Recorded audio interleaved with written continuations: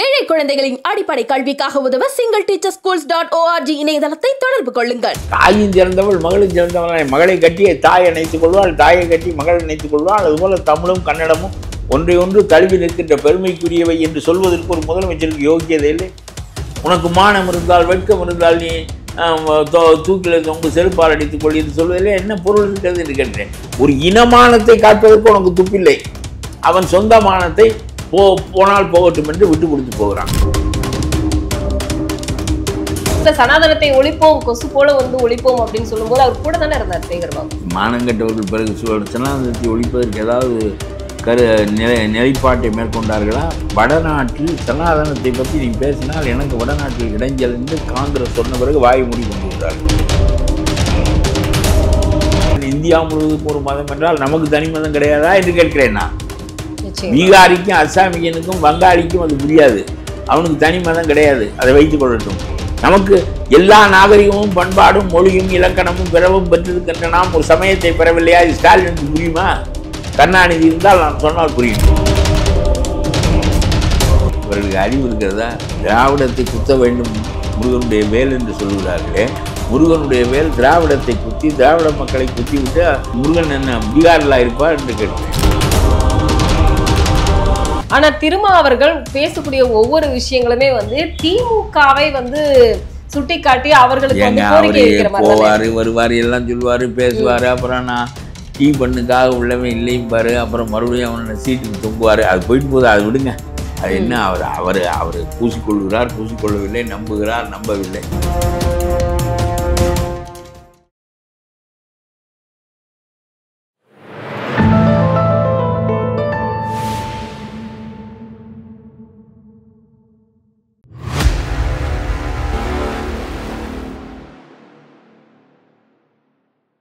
தாமரை TV நேயர்களுக்கு அன்பான வணக்கம். இன்று நமது நேர்காணலில் சிறப்பு விருந்தினர் தமிழ்நாடு தன்னுரிமை கழக தலைவர் பழ கருப்பையா அவர்கள் நம்மோடு இணைந்திருக்கிறார். சார் வணக்கம். சூடு சொரண வெக்கம் மானம் வீரம் இது எல்லாம் இருந்தா தயவு செய்து அண்ணா பேரை சொல்லிட்டு ஓட்டு கேட்க மட்டும் எங்க வீதிக்குள்ள வரக்கூடாது, தமிழ்நாட்டு மக்களை தேடி வரக்கூடாது அப்படின்னு ரகுபதியும் RS பாரதியும் அதிமுகவுக்கு பயங்கரமான எச்சரிக்கையை கொடுத்திருக்காங்க. இதை நீங்க எப்படி பாக்குறீங்க? இவர்கள் ரொம்ப அண்ணாவை பண்ணி விட்டவர்களாக எல்லாம் சும்மா. அதாவது ஒரு கூட்டத்திற்கு போகின்றோம், நாம் எதிர்பார்க்கவில்லை. கூட்டணி கட்சிக்காரனே கூப்பிட்டுருக்கோமே, அவன் அண்ணாவின் பெயரால் கட்சி வைத்திருக்கிறானே, நாம் அண்ணாவை பற்றி திராவிடத்தை கிழித்து விட்டு வா, அண்ணாவை ஒழித்து விட்டு வா என்று பேசினால் அது சரியாக இருக்குமா என்ற எண்ணம் மேடையில் பேசுகிறவனுக்கு இல்லை என்றால் நாம் உடனே மைக்கை பிடுங்கி அவனோட சண்டை போட்டு இறங்கி வெளியே போகலாம். இது ஒரு நிலை. இல்லாவிட்டால் உனக்கு புத்தி அவ்வளவுதான் என்று சொல்லிவிட்டு இருந்து மறுநாள் என்ன செய்வது, இவர்களுக்கு புத்தி இல்லை, நான் நாகரிகம் கருதி நடந்து கொள்ள வேண்டியதாக இருந்தது என்று சொல்லலாம். அதுதான் அவர்கள் செய்திருக்கிறார்கள். உடனே அவன் அண்ணாவை சொல்லிவிட்டான், உடனே நான் கத்தி எடுத்து அவனை குத்துக்கிறேன் அல்லது உடனே மேடையை விட்டு பிடுங்கி கொண்டு வந்து, அதெல்லாம் அண்ணாவினுடைய கொள்கைகள் எல்லாவற்றையும் நீங்கள் ரொம்ப சரியாக கடைபிடித்து விட்டீர்கள். தமிழிலிருந்து கன்னடம் பிறந்தது என்று சொன்னதை ஒரு முதலமைச்சர் சீதாராமையா எதிர்க்கிறார். நீ வாயை மூடிக்கொண்டிருந்தாய், இதை விட மானங்கட்ட செயலாது என்று நான் கேட்கிறேன். நம்மோடு சேருகின்றவன் அறிவில்லாமல் புரியாமல் பேசுகிறான். ஆகவே நாம் நாகரிகம் கருதி இருக்க வேண்டியதாக இருக்கிறது என்பது ஒரு நிலை. இதில் தனக்கு ஏற்படுகின்ற தனி அவமானங்களை சகித்துக் கொள்வது என்பது ஒரு நிலை.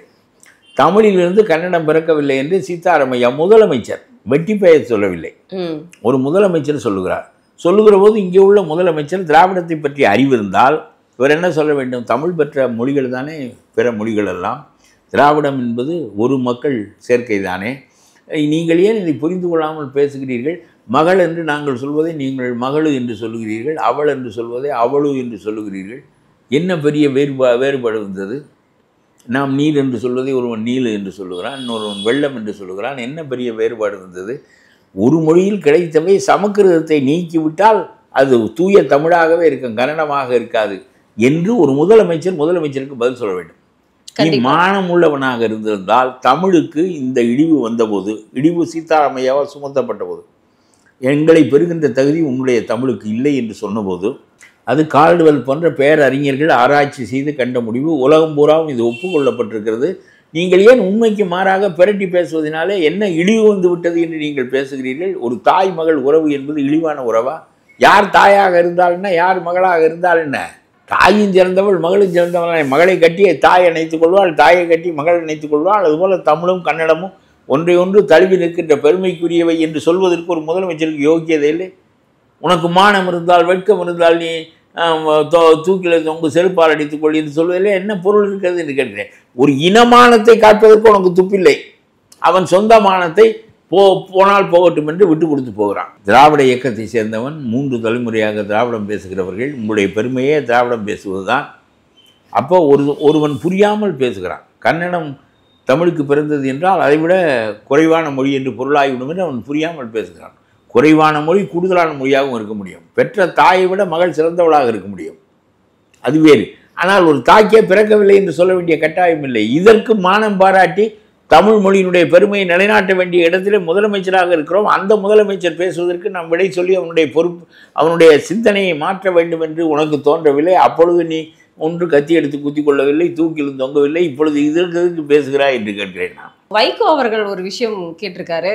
ஒரு கட்சியில இருக்கிறவங்க கடவுளுக்கு எப்படி மாநாடு நடத்த முடியும், அப்படி நடத்தலாமா, அது கட்சியாகவே இருக்காது அப்படின்னு சொல்லி கேள்வி எழுப்பியிருக்காரு. அது சரிதான். அதாவது அரசியலுக்கு மதமும் கிடையாது, ஜாதியும் கிடையாது. ஜாதி சமூக பிரச்சனை, தனித்து இருக்க வேண்டும். அது மாதிரி மதம் ஒரு வணங்குகிறவன் நம்புகிறவனுடைய தனி பிரச்சனை.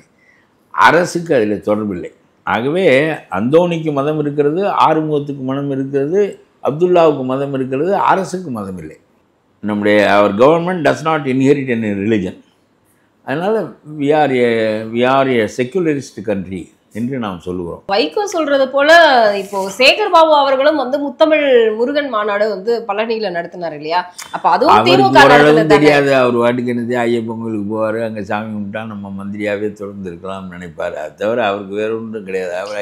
அவர் அறநிலையத்துறையில் இருப்பதால், அவருக்கு கடவுள் நம்பிக்கை இருப்பதால் பெருமையாக சொல்லிக் கொடுக்குறார். அதுக்கு முன்னால் இருந்த திராவிட முன்னேற்ற கடவுள் நம்பிக்கை இருக்கிறவர் உதயநிதியோட சனாதனத்தை ஒழிப்போம்னு சொல்ல மாட்டார் இல்லையா? எது சனாதன? அவர் யார் சனாதனத்தை ஒழிப்போம்னாரா? அவர் உதயநிதியோட தானே கூட இருந்தாரு. அந்த இடத்துல சனாதனத்தை ஒழிப்போம், கொசு போல ஒழிப்போம் அப்படின்னு சொல்லும்போது அவர் கூட தானே இருந்தார் சேகர் பாபு. மானங்கட்டவர்கள் பிறகு சனாதனத்தை ஒழிப்பதற்கு ஏதாவது நிலைப்பாட்டை மேற்கொண்டார்களா? வடநாட்டில் சனாதனத்தை பற்றி நீ பேசினால் எனக்கு வடநாட்டில் இடைஞ்சல் என்று காங்கிரஸ் சொன்ன பிறகு வாய் மூடி கொண்டு விட்டார்கள். நீ சனாதன எதிர்ப்பு என்று சொல்லுகிறாய். இங்கே உள்ள மக்கள் சனாதன நம்பிக்கையுடையவர்கள்.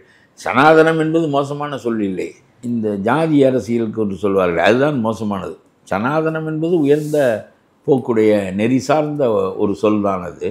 எல்லாரும் சமம் என்கின்ற ஒன்றை குறிக்கக்கூடிய சொல்தானது. ஆகவே அதல்ல வடநாட்டிலே அதற்கு எதிர்ப்பு ஏற்படுகின்றதுடன் காங்கிரஸ் அங்கிருந்து இங்கே பேசுகிறான். இதெல்லாம் நீ நானும் கூட்டணியாக இருக்கிறோம், நீ பேசினால் நான் பேசியதாக நினைக்கிறான். ஆகவே நீ முதலில் இந்த பேச்சை நிறுத்திட்டு சொன்னால் நிறுத்தி கொள்ளுகிறாயே, தொடர்ந்து பேச முடியவில்லையே உன்னால். என்ன பெரிய கொள்கை வைத்திருக்கிறீர்கள் நீங்கள் என்று கேட்கிறேன் நான். அதெல்லாம் சும்மா. முருக பக்தர்கள் மாநாட்டில் இப்போ பவன் கல்யாண் அவர்கள் ஒரு விஷயம் பேசி இருந்தாரு. எலிகளை போல திமுக அப்படிங்கிற மாதிரி, எலிகளை போல அப்படிங்கிற மாதிரியான ஒரு விஷயத்தை பேசி இருந்தாரு.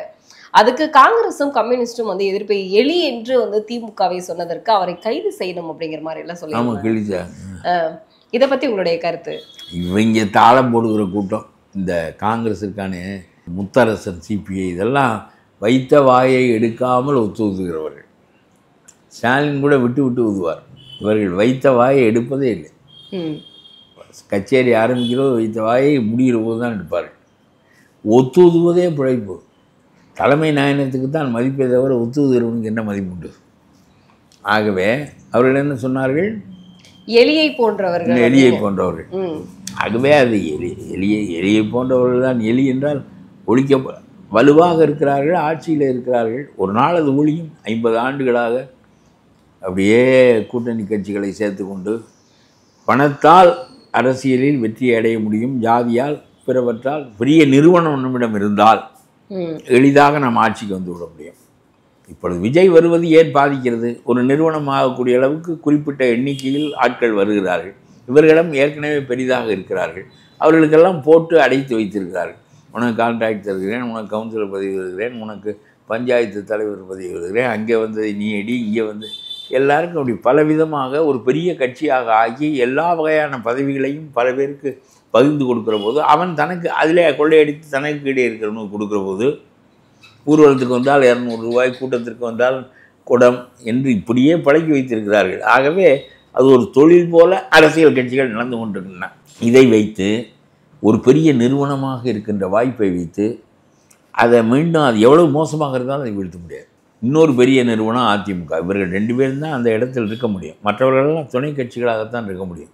ஜனநாயகம் புதிதாக ஒரு திமுகவை போல ஒரு கட்சி 49இல் தோன்றி 15 வருடங்களில் படிப்படியாக வளர்ந்து ஆட்சிக்கு வர முடிந்தது. அன்றைக்கு ஒரு ஜாதி சார்ந்த மதம் சார்ந்த அரசியல் இல்லாமல் கொள்கை சார்ந்த அரசியலாக இருந்தது. இவர்கள் பேசிய திராவிடம் என்கின்ற கருத்து மிகப்பெரிய கருத்தாக மக்களிடம் போய் நின்றது.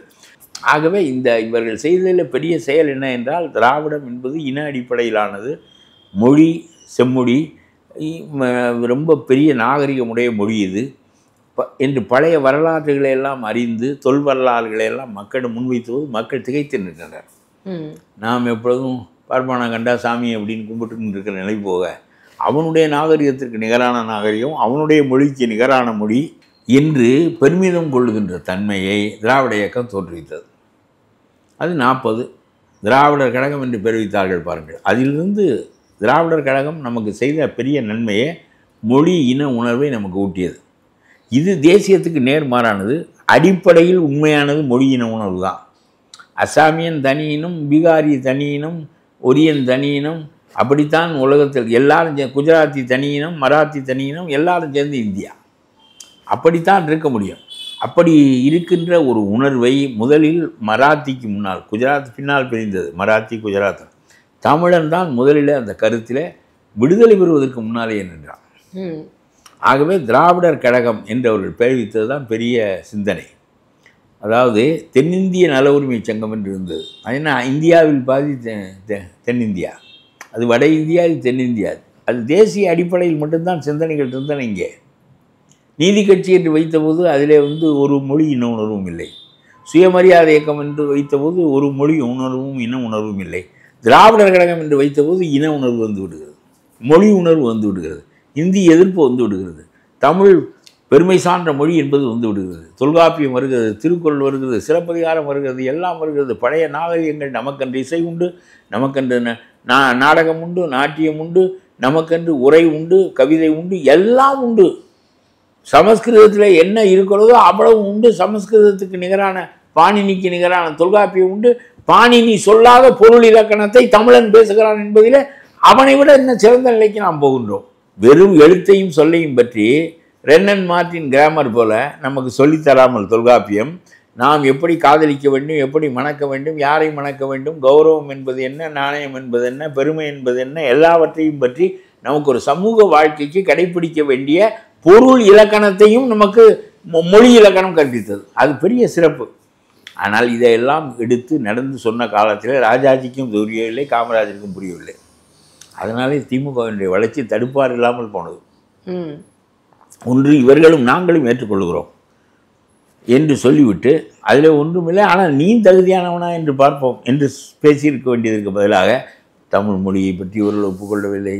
பேருந்து நிலையம் என்று காவல் நிலையம் என்று பேர் வைப்போம் என்று சொன்னால் பக்தவச்சலம் சொல்லுகிறார். அதெல்லாம் காவல் நிலையம்னா அவனுக்கு புரியுமா? என்ன பேருந்து நிலையம்னா புரியுமா? பேருந்து நிலையத்துக்கு பதிலாக பொட்டியை தூக்கின்னு காவல் நிலையத்தில் நிற்க போகிறேன். இப்போ அதெல்லாம் வச்ச பிறகு எல்லோரும் காவல் நிலையத்தில் போய் நின்னா பேருந்து நிலையத்துக்கு பதிலாக காவல் நிலையம் தனியாக புரியுது, பேருந்து நிலையம் தனியாக புரியுது இல்லை? அதே மாதிரி தான். ஆனால் பக்தவச்சலம் அதை ஒத்துக்க மாட்டேன்ட்டார். அதெல்லாம் முடியாது, நாங்கள் ஜில்லான்னு தான் வைப்போம், நாங்கள் இப்படி தான் செய்வோம். அதனுடைய விளைவாக அந்த கட்சி அழிந்தது. ரத்தத்தோடு ஊறிய, நம்முடைய பிறப்போடு ஊறிய மொழி இன உணர்வை காங்கிரஸுக்கு புரிந்து கொள்ள தெரியாத காரணத்தினால் காங்கிரஸ் தோற்றது, இந்தியை முன்னிறுத்தியது, தோற்றது. அப்புறம் விலைவாசி எதிர்ப்பும் காரணமாக இருந்தது என்று வைத்துக் கொள்ளுங்கள். அதனால் அந்த கட்சி ஊண்டி வருவதற்கே மொழியின் அடிப்படை தான் காரணம். அந்த மொழியின் அடிப்படையெல்லாம் உள்ளது நம்முடைய ஸ்டாலினுக்கு இல்லை. இருந்திருந்தால் சித்தாராமையாவுக்கு தமிழிலிருந்து கன்னடம் பிறந்தது என்பது இழிவும் இல்லை, சிறப்பும் இல்லை, தாயும் மகளும் போல. இந்த உண்மையை தெரிந்து கொள்வதற்கு உனக்கு ஆய்வறிஞர்களின் நூல்களை படிக்கின்ற பழக்கம் வேண்டும். கமல் சொல்வதற்கு எதிர்த்து பேசுவது வேறு, நீ ஒரு உண்மையை திரித்து பேசுவது வேறு என்று சொல்லியிருக்க வேண்டும். சொல்லவில்லையே ஸ்டாலின். கண்டிப்பா. அதனால் இந்த அரசியலை இவர்கள் கொண்டு வந்தது ஒரு புதியது. அதனால் காங்கிரஸ் போன்ற தேசிய இயக்கத்தை பிற இடங்களில் வீழ்த்த முடியாத போதும் இங்கே வீழ்த்த முடிந்தது. இன்னைக்கு இந்த முருகன் மாநாடை கண்டிப்பா நீங்க பார்த்திருப்பீங்க. அதுல எந்த ஒரு இடையூறுகளுமே இல்லாமல் மாநாடு சிறப்பாக நடந்தது. ஆனா இந்த மாநாடு நடப்பதற்கே திமுக தான் காரணம் அப்படின்னு சொல்லி ரகுபதி அவர்கள் ஒரு விஷயம் சொல்றாரு. அது மட்டும் இல்லாம பாஜக தமிழ்நாட்டில் காலூன்றவே முடியாது அப்படின்னு சொல்லிட்டு நாங்க எச்சரிக்கை விடுக்கிறோம், உங்களை துரத்தி அடிக்க போறாங்க அப்படின்னு. அவர் சொல்வதை நான் பொருட்படுத்த வேண்டாம். அவர் அமைச்சர் சார், கட்சியினுடைய ஊதுகுழல், அதை விடுங்கள். அவர் சொல்வதை நான் பொருட்படுத்த தேவையில்லை. அவர் சொல்வதெல்லாம் ஆய்வுபூர்வமாக சொல்லப்படுகின்ற ஒன்றும் இல்லை. அவர்கள் கட்சியில் எந்த மந்திரி, எல்லா மந்திரிக்கும் பொதுவாக அறிக்கைகள் எழுதப்படுகின்றன. யார் மூலமாக அது படிக்கப்படுகிறது என்பதை வைத்து அந்த மந்திரி சொன்னார் என்று உங்களுக்கு தோன்றுகிறதே தவிர எல்லாமே கட்சி தான் தயார் செய்கிறது. ஒரு மனிதனையும் அவர்கள் தனியாக விடுவதில்லை. தயார் செய்து ஒருவரிடம் கொடுத்து, உன்னிடம் கொடுத்த ஒன்றை படிக்க சொல்வார்கள், இவரிடம் கொடுத்த ஒன்றை, என்னிடம் கொடுத்த ஒன்றை. அது பொருட்படுத்தத்தக்கதில்லை. அது ஒரு பக்கம் கிடக்கட்டும். பெரியார் நீ இந்து இல்லை என்று சொல்லியிருக்க வேண்டும். பெரியார் கடவுள் இல்லை என்று சொன்னார். கடவுளை சார்ந்திருக்கிறான் பார்ப்பனன். ஆகவே கடவுளை ஒழித்தால்தான் பார்ப்பனன் சாவான் என்று நினைத்தார். நாய் விழுகின்ற போது நாயின் மீது இருக்கிற உண்ணியும் சேர்ந்து விழுந்து விடும். ஆகவே கடவுளை வீழ்த்தினால் கடவுளோடு சேர்ந்து பிராமணனும் விழுவான் என்று அவர் நினைத்தார். கடவுளை பிராமணனிடமிருந்து தமிழன் அறியவில்லை. அவன் 4000 ஆண்டுகளாக அறிந்திருந்தான். மாயோன் என்றும் முருகன் என்றும் தொல்காப்பிய காலத்திலிருந்து அவன் கடவுளை அறிந்திருந்தான். ஆகவே தான் முருகன் தமிழ் கடவுள் என்று சொல்கிறோம். ஆகவே பிராமணனும் கடவுளும் ஒன்றோடு ஒன்று பிரிக்க முடியாதவர்கள் என்று பெரியார் நினைத்தது தவறு. கடவுளை நாம் அறிந்தவர்களே தவிர பிராமணனிடமிருந்து அறிந்தவர்கள் இல்லை. ஆகவே பிராமணனை அகற்றுவதற்கு கடவுள் ஒழிப்பு என்பது தவறாக பயன்படுத்தப்பட்டு அது தோற்றுவிட்டது. இங்கே கடவுள் ஒழியவில்லை. ஆக பெரியார் நீ இந்து இல்லை என்று சொல்லியிருந்தால் திராவிடன் என்ற விழிப்பை நமக்கு ஏற்படுத்தியது போல நீ இந்து இல்லை, நீ சைவன், நீ வைணவன் என்கின்ற கருத்தை ஏற்படுத்தியிருந்தால் தமிழனிடம் பெரிய விழிப்புணர்வு ஏற்பட்டிருக்கும். ஆகவே இப்பொழுது முதலமைச்சர் செய்ய வேண்டிய வேலை என்ன என்றால் தமிழ் சமயங்கள் அறநிலையத்துறை என்று இந்து சமய அறநிலையத்துறையை மாற்ற வேண்டும். நீதி கட்சிக்காரனுக்கு அந்த அறிவோ அந்த கருத்துக்கான தேவையோ இருக்கவில்லை. அப்போவே வந்தது, சங்கிகள் வந்து விட்டார்கள், இருந்தாலும் விட்டு விட்டீர்கள். இப்பொழுதாவது இந்து மதம் ஒழிய வேண்டும். ஏனென்றால் இந்து மதம் என்று இருந்தால் அது வேத மதம், அது பிராமண மதம், பிராமண மேலாண்மை மதம், சமஸ்கிருதம் மேலான மொழி. இதிலிருந்து நம்ம தப்ப முடியாது. இந்து என்ற சொல்லை ஒழித்து விட்டால் வேத மொழி, அவ்வேதத்தை அவர்கள் வைத்துக் கொள்வார்கள். நம் மீது அது பாயாது. புரிகிறதா? ஆகவே நாம் இந்து இல்லை என்ற சொல்லை நிலைநாட்ட வேண்டும். தமிழ் சமயங்கள் அறநிலையத்துறை என்று வைக்க வேண்டும். எதை? இந்து சமய அறநிலையத்துறை. அதை எடுத்துவிட்டு இதை வைத்து விட்டாலே இந்து மதமே இல்லை என்று அவன் சொல்லுகிறான். நாம் போய் இந்து மதத்தை அங்கே எப்படி நிலைநாட்டுவது என்ற எண்ணம் அவர்களுக்கு ஏற்படவில்லையே. பெரியார் தோற்றுவிட்டார் என்று சொல்கிறேன். ஒரு முஸ்லீம் அப்படிங்கும்போது மதத்தின் அடிப்படையில் அவங்க இருக்காங்க, ஒரு கிறிஸ்தவர் அப்படிங்கும்போது அவங்களும் மதத்தின் அடிப்படையில் இருக்காங்க. ஏன் இந்து மதத்தை மட்டும் ஒழிக்கணும் அப்படின்னு சொல்றீங்க? இந்து மதம் என்று ஒரு மதமே இல்லை. வள்ளலார் காலத்தில் இந்து இல்லை, அந்த சொல் தெரியாது. என்னுடைய பாட்டனார் சிவமதம் என்று தான் பத்திரத்தில் எழுதியிருக்கிறார்கள். அவர்களுக்கு இந்து என்றால் தெரியாது. புதிதாக வந்த இந்து மதம் எதை குறிக்கிறது என்றால் வேதத்தை குறிக்கிறது. வேத மேலாண்மையை, பார்ப்பனிய மேலாண்மையை, சமக்கிருதத்தை குறிக்கிறது அந்த மதம். ஆகவே சமக்கிருதம் ஒழிய வேண்டும், பார்ப்பான் ஒழிய வேண்டும், நம் மீது ஆதிக்கம் ஒழிய வேண்டும் என்று சொன்னால் இந்து மதம் என்கின்ற பெயரையே அகற்றிவிட வேண்டும். ஏனென்றால் நாம் இந்துக்கள் இல்லை. நமக்கு சைவ சமயம் ஆதி காலத்திலிருந்து இருக்கிறது. சரியா? வைணவ சமயம் இருக்கிறது, முன்னோர் வழிபாடு இருக்கிறது, கண்டிப்பா. இப்படி குலதெய்வ வழிபாடு இருக்கிறது. இவை 4ம் தான் நம்முடைய சமய வழிபாடுகள். நம்முடைய சமயம் சைவம். இந்த சைவத்திற்காக எழுதப்பட்ட ஒரு நூலுக்கு திராவிட மாபாடியம் என்று பெயர். சைவத்தின் கருத்துக்கள் குர்ஆன் போல, பைபிள் போல சைவத்திற்கு ஒரு நூல் உண்டு. அந்த நூலுக்கு சிவஞான போதம் என்று பெயர். சரியா? அந்த சிவஞான போதத்தை எழுதியவர் மெய்கண்டார். சரியா? இது 12 சூத்திரங்களை உடையது. மொத்தம் 40-50 வரி தான் நம்ம சைவ சமயத்தின் தத்துவம்னால் நம்ப முடியாது. 50 வரி இருக்கும், இல்லை 60 வரி இருக்கும். சைவ 1 இருக்கும், 2 வரி இருக்கும், 4 வரி இருக்கும் பாட்டா. இதுக்கு இவ்வளவு பெரிய உரை எழுதப்பட்டது. 40 வரி உடைய நம்முடைய சமயத்திற்கு விளக்கம் 1000 பக்கம் எழுதப்பட்டிருக்கிறது. அதை எழுதியவர் சிவஞான முனிவர். அவர் அந்த மதத்திற்கு சிவஞான போத விரிவுரை என்று தானே பெயர் வைத்திருக்க வேண்டும். திருக்குறள் விரிவுரை என்பது போல அவர் அதுக்கு திராவிட மாபாடியம் என்று வைத்தார். இது திராவிட மதத்தினுடைய மாபெரும் விளக்கம். உங்களுக்கெல்லாம் அறிவே கிடையாது. அண்ணாவும் பெரியாரும் நீங்கள் செய்தார்கள் என்று சொல்லுகிறீர்களே, சிவஞான முனிவர் தமிழனுடைய மதத்தை திராவிட சமயம் என்றும் அந்த திராவிட சமயத்தின் மூல நூலுக்கான விளக்கை திராவிட மாபாடியம் என்றும் அந்த காலத்திலே தெரிவித்திருக்கிறார். ஆகவே திராவிடனுடைய மதம் சைவம் என்பதற்கு இதை விட ஒரு பெரிய சான்று என்ன வேண்டும்? கண்டிப்பா. அப்போ இந்து சமய அறநிலையத்துறை என்பதை தூக்கிவிட்டு தமிழ் சமயங்கள் அறநிலையத்துறை என்று வைத்தால் தானாக இந்துத்துவா பிடரியில் கால் பிடரியில் அடிக்க வடக்கை நோக்கி போகும். இல்லாவிட்டால் அவன் அண்ணாவையும் திராவிடத்தையும் வேல் குத்த வேண்டும், திராவிடத்தை முருகனுடைய வேல் குத்த வேண்டும் என்று தான் அவன் பேசி கொண்டிருப்பான். சரி, முருகன் தான் வாழும் நிலத்தில் தன்னோடு இருக்கிற திராவிட மக்களை வேளால் குத்தி விட்டு அவன் என்ன பீகாரில் போயிருப்பான் என்று கேட்கிறேன். இவர்களுக்கு அறிவு இருக்கிறதா? திராவிடத்தை குத்த வேண்டும் முருகனுடைய வேல் என்று சொல்லுகிறார்களே, முருகனுடைய வேல் திராவிடத்தை குத்தி திராவிட மக்களை குத்தி விட்டு முருகன் என்ன பீகாரில் இருப்பார் என்று கேட்கிறேன். அறிவு இல்லாமல் திராவிடம் என்பது இனம், திராவிடம் என்பது திமுகவா? அது அவன் இந்த பெயரில் வைத்திருக்கான். அதிமுக வைத்திருக்கான், அதிமுக வைத்திருக்கான், திமுக வைத்திருக்கிறான். திராவிடம் என்ற பெயரிலே இவர்களெல்லாம் கட்சி வைத்திருக்கிறார்கள். அதை வச்சுட்டு தானே இப்போ அவங்க திமுகவும் ஆட்சி பண்ணிட்டு இருக்காங்க. இல்லை, அடிப்படையாக அந்த இன ரீதியான கட்சி என்பதை காட்டுவதற்கு அவர்கள் வைத்த பெயர் அந்த காலத்தில் அது தொடர்கிறது என்று வைத்துக்கொள். இந்த தேசியம் என்பது பெரிய பல இனங்களின் தொகுப்பு தான் இந்தியா. இந்தியா என்ற ஒரு நாடு கிடையாது, இயற்கை நாடு கிடையாது. இந்தியா உருவாக்கப்பட்ட தொகுக்கப்பட்ட நாடு தான் இந்தியா. ஆனால் அது தேவையா என்றால் தேவை என்பதுதான் என்னுடைய கருத்து. ஏனென்றால் நாம் எத்தனையோ நன்மைகள் அதனாலே இருக்கின்றன. பெரிய தேசமாக இருப்பதில் பல நன்மைகள் இருக்கின்றன. அதற்காக நாம் தேசமாக இருக்கிறோம், ஆனால் இயற்கையாக இல்லை. இயற்கையாக நாம் தமிழர்கள், அவர்கள் ஒரியர்கள், இவர்கள் அசாமியர்கள், அவர்கள் வங்காளிகள் என்பதுதான் உண்மையான நிலைமை. ஆகவே இதெல்லாம் இவர்களுக்கு புரியாது. ஒரு வார்த்தை உங்களுடைய அரசாங்கத்துக்கு கட்டுப்பட்ட வார்த்தை அது. தமிழ் சமயங்கள் அறநிலையத்துறை என்பதை வைத்து இந்து சமய அறநிலையத்துறை என்பதை எடுத்துவிட்டால், ஆகா நாம் இந்து என்று சொல்லுகிறோம், தெற்கே உள்ளவன் தமிழ் சமயம் என்று சொல்லுகிறான், சைவம் என்று அவனும் நாமும் ஒரு மதமாகவே இல்லையே என்பது அவனுக்கு புரியும். இந்த பேர் இருக்கின்ற வரையிலும் தமிழனுக்கு சொந்த மதம் இல்லை என்கின்ற கருத்து தான் உருவாகும். புரிகிறதா? தமிழனுக்கு நாகரிகம் உண்டு, இலக்கணம் உண்டு, மொழி உண்டு, எல்லாம் உண்டு, இசை உண்டு, நாட்டியம் உண்டு, கலை உண்டு, எல்லாம் உண்டு. மதம் மட்டும் கிடையாது. இந்து மதம் அது என்ன வேத மதம்? அது என்ன இந்தியா முழுவதுக்கும் ஒரு மதம் என்றால் நமக்கு தனி மதம் கிடையாதா என்று கேட்கிறேன் நான். பீகாரிக்கும் அசாமியனுக்கும் வங்காளிக்கும் அது புரியாது. அவனுக்கு தனி மதம் கிடையாது, அதை வைத்துக் கொள்ளட்டும். நமக்கு எல்லா நாகரிகமும் பண்பாடும் மொழியும் இலக்கணமும் பிறவும் பெற்றிருக்கின்ற நாம் ஒரு சமயத்தை பெறவில்லையா? இது ஸ்டாலினுக்கு புரியுமா? கருணாநிதி இருந்தால் நான் சொன்னால் புரியும். கருணாநிதி புரிந்து கொள்வார் அதை. ஓ சரி, நாம் அப்படி செய்வோம் என்று சொல்வார். உனக்கு புரியாதே. நீ சேகர் பாபு இந்த மட்டத்திற்கு போய் நான் இவ்வளவு பெரிய கருத்தை சொல்லி என்ன ஆகும்? ஒரு அமைச்சருக்கு முதல்வருக்கு புரியாதுங்கிறீங்களா? அமைச்சருக்கு என்ன தெரியும்?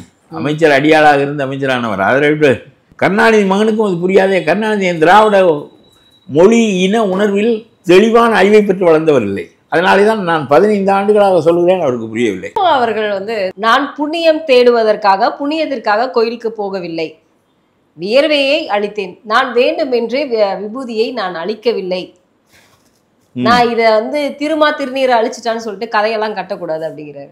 ஓட்டு வாங்கணும் கோயிலுக்கு போறாரு, அப்புறம் கொஞ்சம் பழக்கம் இல்லை அழிச்சுக்கிறாரு, அப்புறம் மறுபடியும் ஓட்டு வாங்கணும் வேர்வையில் அழிந்தது என்று சொல்லுகிறார். அவ்வளவுதானே தவிர இது எல்லா நாட்டியர்களும் இப்படித்தான் சொல்லுவார்கள். பெரியாரை தவிர மற்றவர்களெல்லாம் அப்படித்தான் சொல்லுவார்கள். பெரியாருக்கு ஓட்டு வாங்க வேண்டிய கட்டாயம் இல்லை. இல்லாவிட்டால் மதத்தை புண்படுத்தி விட்டான் என்று அதுக்கு 10 பேர் சண்டை விடுவான். இல்ல அவரா தானே சொன்னாரு ஆபாச சிலைகள் இருக்கிறதெல்லாம் கோயில் அப்படின்னு சொல்லி எது? திருமாவர்கள் தானே சொன்னாரு. வழுக்கு பாறைகளை காலை வச்சா அது சனாதனத்தை ஒழிக்கணும் அப்படின்னு அவர் தான் சொன்னாரு. திருமாவர்கள் தான் சொன்னாரு. சனாதனம் என்பது என்ன என்று கேட்கிறேன். அது வடமொழி ஆதிக்கம். அவர் தான் அந்த வார்த்தையே சொன்னாரு. அது மட்டும் இல்லாம இல்லைங்க, அது நமக்கு ஆரிய ஆதிக்கத்தை, ஆரியம் என்பது சிறந்த மதம், சமஸ்கிருதம் சிறந்த மொழி, நமக்கு அவனோட சண்டையே நம்ம மேலே குதிரை ஏறுறாங்கிறது தான். அது மட்டம்ங்கிறது நம்முடைய கருத்து இல்லை. நமக்கும் அது மாதிரி தனி மொழி இருக்குது, தனி இனம் இருக்குது, தனி பண்பாடு இருக்குது, தனி நாகரிகம் இருக்குது, தனி கலைகள் இருக்கின்றன, தனி சமயமும் இருக்கிறது. நீ என்னோடு சேர்ந்து இந்து மதமாக ஆனால் ஒரு காலத்தில் புரியாமல் எல்லாமே ஒன்று என்பது போல ஒரு நிலையை ஏற்படுத்தி விட்டார்கள். சுதந்திர விடுதலை போராட்ட காலத்தில் அப்படி ஏற்படுத்திய போது நம்முடைய மதம் உள்ளடங்கி விட்டது. பார்ப்பனர்கள் மேலாக நின்று விட்டார்கள். சமஸ்கிருதத்திலிருந்து தான் எல்லாம் வந்தது, சமஸ்கிருதம் தான் தெய்வத்தின் மொழி என்று ஆக்கிவிட்டார்கள். ஆனா திருமா அவர்கள் பேசக்கூடிய ஒவ்வொரு விஷயங்களுமே வந்து திமுகவை வந்து சுட்டிக்காட்டி அவர்களுக்கு வந்து கோரிக்கை வைக்கிற மாதிரி போவாரு வருவார் எல்லாம் சொல்லுவார் பேசுவார். அப்புறம் நான் டீ பண்ணுக்காக உள்ளவன் இல்லையும் பாரு, அப்புறம் மறுபடியும் அவனை சீட்டுக்கு தொங்குவார். அது போயிட்டு போகுது, அது விடுங்க. அது என்ன அவர் பூசிக்கொள்கிறார், பூசிக்கொள்ளவில்லை, நம்புகிறார், நம்பவில்லை. நான் சொல்கிறேன், நேரு கடவுளை நம்பாதவர். அதை பற்றி மக்களிடம் ஒரு பேசுவதும் இல்லை. ஓட்டு வாங்குவதற்கு கடவுளை பயன்படுத்துவதும் இல்லை, கடவுள் மறுப்பை பயன்படுத்துவதும் இல்லை. பொருளாதார கொள்கைகளின் அடிப்படையில் நீ எனக்கு வாக்களி, சமூக மாற்றம் இந்தியாவில் ஏற்பட வேண்டும் என்பதற்காக காங்கிரஸுக்கு எனக்கு வாக்களி என்று தான் சொல்லியிருக்கிறாரே தவிர அது போவது, அப்புறம் பூசிக்கொள்வது, அப்புறம் மறுப்பது எதுவும் செய்ய மாட்டாராம். அவர் ரொம்ப தெளிவாக தன்னுடைய சாம்பலை இந்திய நதிகளிலும் இந்திய மண்ணிலும் தூவுங்கள் என்று சொன்னதற்கு இந்திய மக்கள் என்னை நேசித்தார்கள், அவரோடு கலந்திருப்பதற்காக இந்த சாம்பல் விமானம் மூலம் தூவப்படும் என்று சொல்லுகிறேனே தவிர புனித நதி கங்கை என்பதால் அல்ல, புனித மண் இந்தியா என்பதால் அல்ல, மண் தான், தண்ணீர் தான் என்று சொன்னார். அதெல்லாம் தெளிவான அரசியல் அறிவு. இது சும்மா ஒரு ஓட்டுக்காக ஒரு அறிவு, ஓட்டு இல்லைன்னா ஒரு அறிவு, வேண்டும் என்றால் ஒரு அறிவு, வேண்டாம் என்றால். அதனால் இவருடைய பேச்சில் முரண்பாடுகள் வந்து கொண்டே இருக்கும். ஆனா கூட்டணி கட்சிகளோட சேர்ந்து திமுக கூட்டணி கட்சிகள் எல்லாமே வந்து மக்களை வந்து இழிவுபடுத்துவதாக, மதங்களை இழிவுபடுத்துவதாக தானே வந்து பேசுறாங்க. இதெல்லாம் வெட்டி பேச்சுங்க. மதம் ஒரு மனிதனின் தனி நம்பிக்கை, ஜாதி அவனுடைய தனி, இதெல்லாம் இது ரெண்டும் அரசியலுக்குள் வரக்கூடாது, அரசியலுக்குள் வரவே கூடாது. இதெல்லாம் தனி மனிதன் மதத்தை வைத்து கொள்ளட்டும், ஜாதியை வைத்து, அதெல்லாம் அவன் விருப்பம். அதை போய் நாம் எதிர்க்கவும் வேண்டாம், அதை போய் ஆதரிக்கவும் வேண்டாம். அரசியலில் மாற்றம் விளைவதற்கு அவை ரெண்டும் காரணமாக இருக்கக்கூடாது.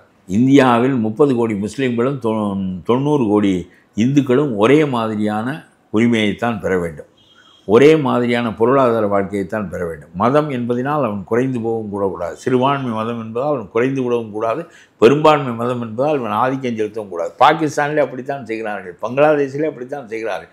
அவர்கள் புரியாதவர்கள், அவர்கள் காந்தியை போன்ற தலைவனால் வழிநடத்தப்படாதவர்கள், அவர்கள் அப்படி செய்யட்டும், நாம் அப்படி செய்யக்கூடாது. அதனால் மதம் என்பதும் ஜாதி என்பதும் தனி மனித சமூக ஒழுகலாறுகளே தவிர அது அரசியல் ஒழுகலாறு இல்லை. அரசியலுக்குள் அது வருவதற்கு நியாயமும் இல்லை.